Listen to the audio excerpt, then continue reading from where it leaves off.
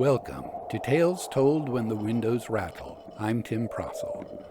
There are all kinds of indoor ghosts, ghosts that reside in haunted houses or haunted college dormitories, haunted theaters, but I want to look at two outdoor ghosts that were chronicled in Victorian publications. These ghosts just pick a neighborhood and seem to wander around. It might be a field, it might be a street. I found the first story in a book called Some Ancient English Homes, and it's written by Elizabeth Hodges, published in 1895. In this section, Hodges zeroes in on a house called Bidford Grange, but you'll see that she's really talking about the whole neighborhood. She says that Bidford Grange is not far from Stratford-upon-Avon, and in large measure, its history is, quote, absolutely uninteresting, close quote. She had ancestors who lived in this house, however, and so she wants to, quote, collect and transcribe such fragments of its history and associations as are still obtainable, close quote. Now, I should point out that there's a reference made to Frederick William Henry Myers, who was one of the founders of the Society for Psychical Research. It was one of the premier organizations taking a scientific view of such things as spiritualist seances, clairvoyance, and hauntings. In fact, they're still around. They're still doing paranormal investigation work. Let's take a look at what Hodges has to say about the ghost in the neighborhood of Bidford Grange. Of course, no old house is complete without its ghost, and although unfortunately not able to procure sufficiently strong evidence of the report to be accepted in these critical days, I have heard that a lady in white used to occasionally frequent Bidford Grange. My opinion, however, is that she was not indigenous, but occasionally strolled down from Hillborough. But if unable to produce a bona fide Grange ghost, I have a ghost story to relate connected with a neighboring district, which that eminent authority on such subjects, Mr. F. H. W. Myers, pronounces with deep interlineations to be a very curious one. Although from no record having been made within 10 years of the occurrence, the Psychical Society is unable to undertake its investigation. As I had the principal incident from a near relative who was an actor therein, the recital will unavoidably partake more of a personal character than is desirable, but other people being also concerned, and the circumstances having for a long period excited curiosity, that may perhaps be pardoned. It seems impossible to ascertain when this ghost, known from its haunt and the weird noise it utters as the Mickleton Hooter, first gave evidence of its existence, but my record dates back nearly 60 years, and it was an old ghost then. In two particulars it differed from the general run of ghosts. It appeared in various shapes, unless there were several ghosts, and it uttered weird and agonizing cries without appearing at all, though occasionally it was both seen and heard. Between 50 and 60 years ago, Mr. Hodges, now dead, but then a young married man living some 2 miles from the Grange on the opposite bank of the river and 6 from Mickleton, had been spending the evening at the house of Mr. Handcock's of Old Combe, situated in the valley between Weston Park and Mickleton Wood. Leaving toward midnight in company with a neighbor, also now dead, they were riding up the valley towards Mickleton, talking over events of the evening, neither thinking of nor fearing ghosts, when a most weird and awful cry rang out just above them, and at the same moment they saw, in the clear moonlight, what looked like a calf running quickly but noiselessly along the top of a low wall bordering the field through which they had to pass. Their horses, startled like themselves, came to a dead stop, trembling violently, and it was with difficulty they induced them to proceed. Scarcely had they got through the gate into the field when again the awful cry rang out, and they saw immediately before them, not more than 60 yards away, a tall white figure like a woman. The horses stopped so suddenly as to almost unseat them, and stood trembling from head to foot. Their riders, thinking wrathfully that they were being hoaxed, whipped them up and rode straight at the figure. It vanished into air, apparently, for there was neither tree nor bush near, nor any possible place of hiding.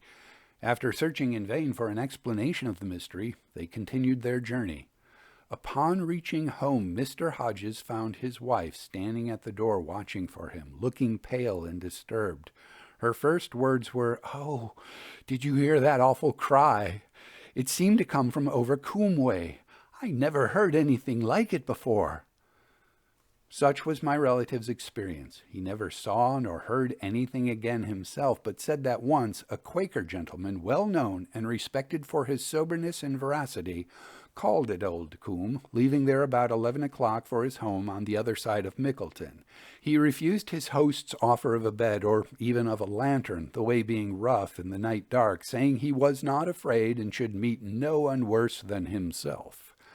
Nearly an hour passed, and the family were retiring to rest, when hurried footsteps were heard, followed by a loud knock at the door.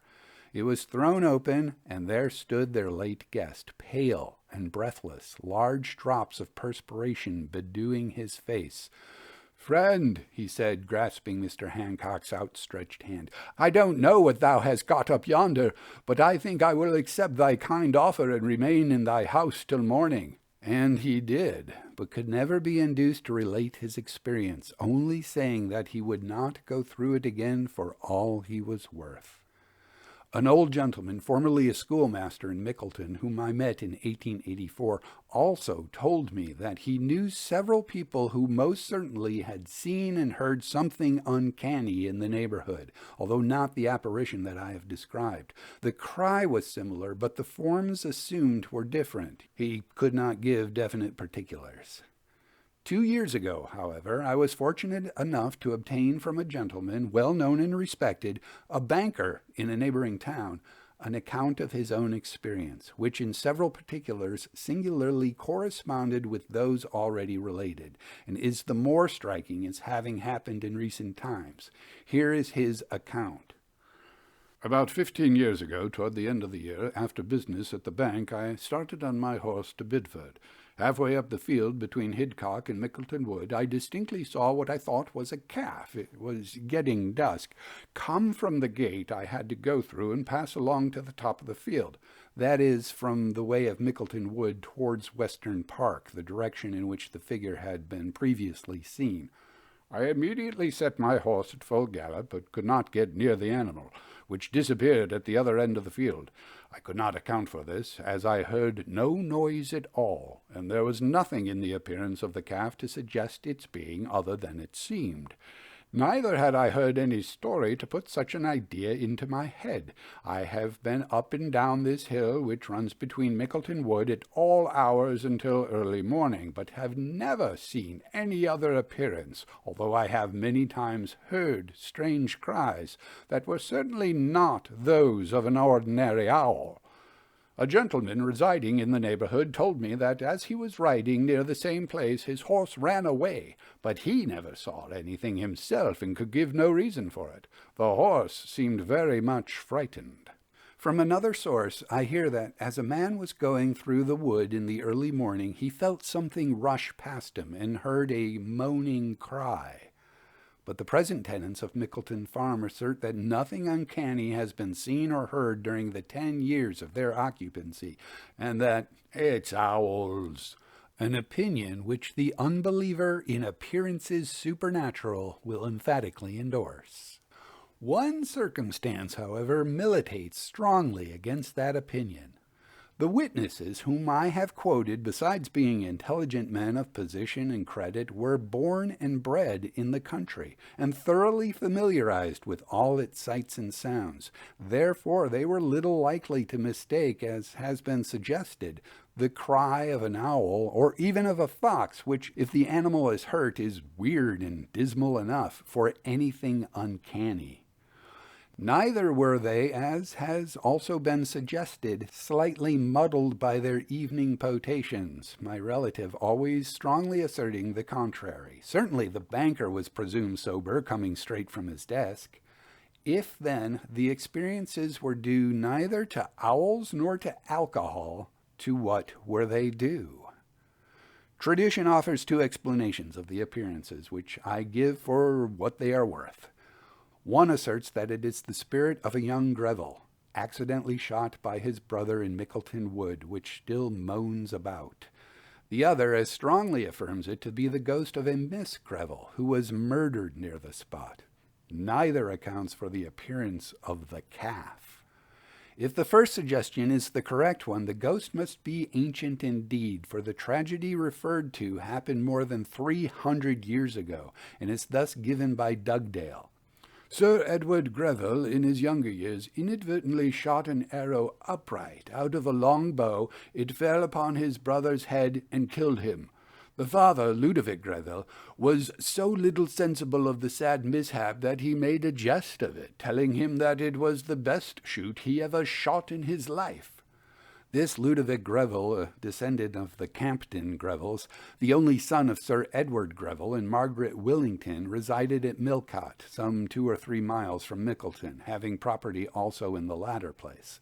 The unnatural speech just quoted is fully in keeping with what is elsewhere recorded of him. He caused an old tenant to be murdered under circumstances of peculiar treachery and horror. Fearing betrayal by one of his assassins, he then compelled the other one to murder his confederate. The body being discovered, however, the murderer confessed. He and Greville were brought to trial. To prevent the loss of his estates, the latter stood mute, and both suffered death, being hanged. Following the track of the ghost, we appear to have wandered far from Bideford Grange, but in reality it is not so, the various places noticed all lying within a radius of some 6 miles. I find it interesting that toward the end of this piece, Elizabeth Hodges refers to William Dugdale's The Antiquities of Warwickshire, which was published in 1656. Doesn't this make Hodges an antiquary? And doesn't that make this a ghost story of an antiquary? Those of you who know M.R. James might be smirking ever so slightly right now. And if you don't know M.R. James, oh children, you have to look him up. He's one of the finest writers of ghost stories in the English language. They are fictional ghost stories, but they're very, very good. I just did a quick look to find out if Bideford Grange still exists, and it looks like it's been turned into a golf course. So I wonder if any of those golfers out there ever hear the weird cry of the Mickleton Hooter. One of the greatest names for a ghost I've ever come across. I found this next story about a neighborhood ghost in a magazine called Edinburgh Christian Magazine. It was published in 1855. The author is anonymous, but the title of the piece is A True Ghost Story. And I have to apologize up front. For a short moment, just a blink of an eye, I have to pretend I can do a Scottish accent. Again, deep felt apologies. I have read with attention the interesting papers which have appeared in this magazine in order to show how popular superstitions are easily accounted for by known causes. But how far any known cause can account for the facts I am about to relate, I shall leave the thoughtful and candid reader to judge, or the philosophical writer of the articles in question to explain. It is only necessary further to premise that the story is literally true without the slightest coloring or exaggeration. It is now upwards of 25 years ago since I brought in the new year with a very merry party in a country parish bordering upon the Highlands of Scotland. It fell to me to conduct home a lady who lived about 3 miles off. It was a lovely winter night. There was no moon, but the stars twinkled with an intense brilliancy in the cloudless sky. The ground was crisp with frost and partially covered with snow. My lady friend was too venerable to inspire any sentiments more tender than those of great respect and affection, which were due to her goodness. She was, moreover, a woman of great talent and feeling, and had a singular power of conveying to others vivid impressions of what she herself had seen or experienced. Her ghost stories were the best I ever heard, and her best had been told that evening. During our walk, the conversation turned upon the cause of the almost universal belief of mankind in the possibility of the so-called invisible world becoming visible, and the curtain which separates them being sometimes lifted up for a moment. I could not ascertain whether my companion really believed or not in ghosts. She talked very cautiously and seemed unwilling, after midnight, to utter language which unseen spirits, possessing the eerie hour for their own domain, might take offense at, and possibly make the occasion of some unpleasant revelation to us. Being then a student in the logic class, and to her provokingly skeptical and annoyingly argumentative, she took the opportunity of impressing me with the danger of dogmatism on such questions, urging the "for aught we know" argument of Butler, the opinions of Dr. Johnson, and not forgetting, of course, the suggestion by Hamlet that more things might be in heaven and earth than are dreamt of in our philosophy. I had cause to know, before reaching home, that she was right, and that it does indeed become men to speak with more caution than is generally done about ghosts. I can assure my reader with perfect truth that when I parted from my friend and turned my steps homeward, I was as free from all fear of and all faith in ghosts as the coolest philosopher could desire. I never walked along with a lighter heart or freer mind. No doubt my circumstances were favorable to the growth of the superstitious feeling. The road was lonely. The hour was about 1 a.m, the first hour, too, of a new year, when the mind naturally recalls the past, the dead, the vanished, and seeks to pierce the unknown and mysterious future. Not a sound was heard but that of my own footsteps and the tingle of a half-frozen stream that ran parallel to the road. I had just descended a gentle slope and was about to enter a spot darker than the rest, overhung by old pine trees, when I thought I saw something moving along the hedge a short way ahead and in the direction I was going. For a moment I took little heed of it, until the idea crossed me of some person bent on robbery, when, though feeling strong in my poverty, I slackened my pace to discover, if possible, what the object was. As I approached nearer, it was evidently not a man, but seemed rather to be a large black dog, trotting along the footpath with noiseless step. But this puzzled me more than ever, for I knew all the dogs in the parish, and no such dog as this appeared to be existed in it. And why there alone, at such an hour? Again the thought possessed me of a man crouching down until the dark hollow was reached as the most fitting place for plunder. I walked on, however, not rapidly, for I wished to leave some space for a speedy retreat if necessary, yet with the firm step as of one not afraid. Still I kept my eye riveted on the dark object. No sooner had it arrived at the bottom of the descent, about 100 paces ahead of me, than it crossed the stripe of snow that bordered the road and placed itself right in the center of my path. I instantly stopped. Whether man or beast intent on mischief, I had no means of defense whatever, not even the slimmest walking stick. But was it man or beast? That I could not exactly determine in the dim and uncertain light. I thought some sound might solve my doubts, but as I stood and gazed on the spot it occupied, all was silent, except, for I must acknowledge it, the beatings of my heart that now began to knock like a hammer at my throat. For now the thought flashed upon me for the first time that I was about to receive a lesson for life and a wholesome check for the somewhat bold and contemptuous manner in which I had spoken against possible appearances from the world of spirits. All my friend had said rushed to my mind, and the maybe of such an appearance to humble me was forcing itself upon me. The arguments of Abercrombie and of Scott, with every philosophical reason which satisfied me by daylight, seemed to vanish in the darkness. Many questionings which rapidly suggested themselves were crowded into almost a single moment, while fancy and imagination reigned supreme. But what was to be done? Was I to walk up to this unknown, mysterious, and perhaps dangerous presence? Or was I to fly and reach home, as I could easily do by another path not far off? I resolved upon the former course. The latter was both cowardly and unsatisfactory. Come what may, I determined to know the worst. Let the object before me be from the unseen world. I would nevertheless, if necessary, clutch it, grapple with it, and know as far as man could wherein lay its power. If it belonged to this world, I would take my chance of the consequence of assault. I was young and athletic and could fight, or, at all events, run. So I advanced steadily until within about 20 yards, when my courage began utterly to fail me at the most critical moment.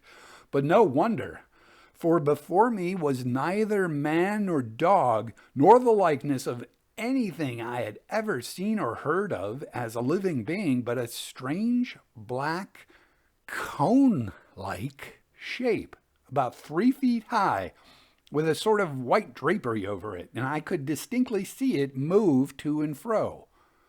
Of all this I am as certain as I exist. No nervous fear prevented me from distinctly observing it, nor was it possible for me to be deceived in supposing that what was there in the middle of the road was the same object which for 5 minutes I had seen moving along the footpath and crossing the snow. But the more I was convinced that I had to do with something unearthly, the more I resolved to come into personal contact with it. I shudder yet as I think of that encounter, and do not feel ashamed to confess the horror I experienced. As I walked up with outstretched arms to seize it, I felt my head begin to swim and my eyes grow dim. I realized that nightmare feeling when some undefined or impalpable horror is felt to be near. A cold shiver from superstitious dread made my skin creep from head to foot. I hardly felt the ground beneath my feet. But on I walked until within a step or two of the unknown presence, where it remained unchanged, the same dark cone moving to and fro.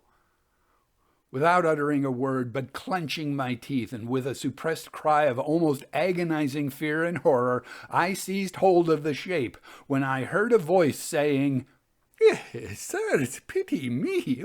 What's wrong? Can you tell an old body if this is the road to the Clarkin?" That was my first and last real ghost. The woman was not even an old witch, but an active old beggar who, hearing my footsteps, planted herself in my path to obtain the information she wished about a lodging for the night. When I recovered my wits and wiped the drops from my forehead, I begged her to keep in the same spot until I could explain to myself how she had been transformed into a cone. I soon found that the deception arose from her having a white covering over her head, which the eye did not distinguish from the background of snow with which it seemed to mingle, while the dark petticoat alone from the waist downwards seemed to stand by itself as a cone upon the path. I resolved on that night never to believe in a ghost until I first touched it, and accordingly I have never seen one since. My young readers will find this an excellent cure for apparitions, but I hope they will never at any time fall into the senseless and unnecessary fear which I confess to have attended my first experiment. May the story of the auld wife help to keep men from being themselves auld wives in the dark. So we were pranked by an anonymous author, but I thought it was a very well done prank, a nicely told story. When I went looking for supposedly true ghost stories published in Victorian books and magazines, I ran into a few of these kind of ghost stories that turn out to not be ghosts, but a lot of them were very poorly done. They open up with, here's a story that will convince you that ghosts don't exist, which just kind of ruins the whole thing, doesn't it? If you're interested in the ghost stories that I found that do include ghosts and the very few that don't include ghosts, then visit ghostlyhearthside.wordpress.com. You'll also learn a few things about the long, long history behind telling scary stories by fireside, usually during the winter or at least during stormy weather. Once again, that's ghostlyhearthside, all one word, .wordpress.com. I'm Tim Prossel, and thank you very much for listening.